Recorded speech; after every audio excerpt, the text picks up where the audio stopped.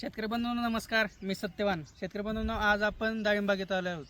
डाळिंब बाग जुन्या असू द्या किंवा नवीन असू द्या, त्या बागेमध्ये प्रमुख समस्या आणि सगळ्यात महत्त्वाची समस्या आपल्याला पाहायला भेटते ती म्हणजे नेमॅटोड. तुम्ही या ठिकाणी पाहत असताना या शेतकरी बांधवांना काकऱ्या घातलेल्या आहेत आणि तुम्ही जर इथं मुळ्या जर पाहिल्या तर या मुळांवरती नेमॅटोडचा प्रादुर्भाव आपल्याला खूप जास्त प्रमाणामध्ये पाहायला भेटतो. पाहू शकताय तुम्ही.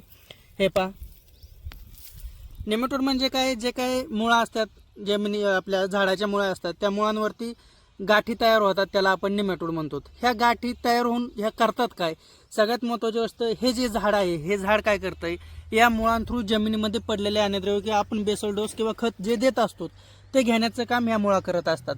आणि ह्या मुळांवरती जर गाठ आली म्हणजेच त्या मुळांना त्या ठिकाणी ब्लॉक केलं गेलं आहे आणि ह्या मुळा ब्लॉक झाल्या कारणानं झाडाला पाहिजे तेवढ्या प्रमाणामध्ये अन्नद्रव्य किंवा जे काय आपण खत व्यवस्थापन खत दिलेलं आहे ते खत त्या ठिकाणी झाडाला पोहोचत नाही.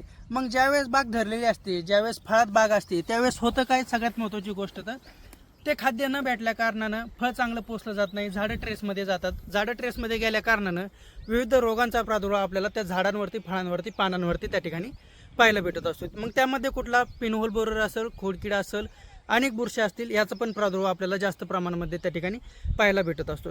मग शेतकरी बंधूंनो, हा जो नेमॅटोड आहे हा सगळ्यात मोठा शत्रू डाळिंबाचा आहे आणि मोठा शत्रू आहे डाळिंब बागेतला. यावरती 365 दिवस वर्षातील लक्ष देणं गरजेचं आहे. शेतकरी बंधूंनो, ह्याला एकात्मिक पद्धतीने इंटिग्रेटेड ॲप्रोच घेऊन आपल्याला यावरती नियंत्रण करायचं आहे. सगळ्यात महत्त्वाची गोष्ट, जसं काकऱ्यापाळी आता या बागेमध्ये घातले त्याच पद्धतीने आपण काकऱ्यापाळी घालून जुना जो जारवा आहे तो तोडून काढणं गरजेचं आहे.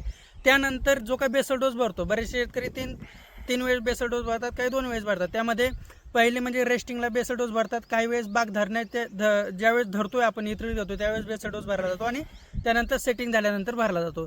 ज्या वेळेस तुम्ही बेसल डोस भरताय त्या वेळेस तडाकी नावाचं बेनफुराकार 3% GR हे जे प्रोडक्ट आहे हे 5 ते 7 किलो प्रति एकर याप्रमाणे वापरायचे. साधारणतः 15 ते 20 ग्रॅम प्रति झाड याप्रमाणे आपल्याला त्या ठिकाणी बेनफुराकार म्हणजे तडाकी नावाचं औषध त्या ठिकाणी बेसल डोसमध्ये खतासोबत त्या ठिकाणी जमिनीच्या आड द्यायचं आहे. दुसरी महत्त्वाची गोष्ट काय आहे तर ती गोष्ट म्हणजे महिन्यातून एकदा पॅशिलोमायसिस, सुडो आणि ट्रायको हे जे जीवाणू आहेत हे जीवाणू जमिनीतून पाण्याद्वारे, ठिबकद्वारे देणं त्या ठिकाणी त्या झाडाला गरजेचं आहे, जेणेकरून हा जो नेमॅटोड आहे हा नेमॅटोड तुमचा कंट्रोलमध्ये राहील. आपल्याला आपली बाग या नेमॅटोडपासून तसेच यामुळे येणाऱ्या रोगांपासून त्या ठिकाणी सुरक्षित ठेवता येईल. धन्यवाद.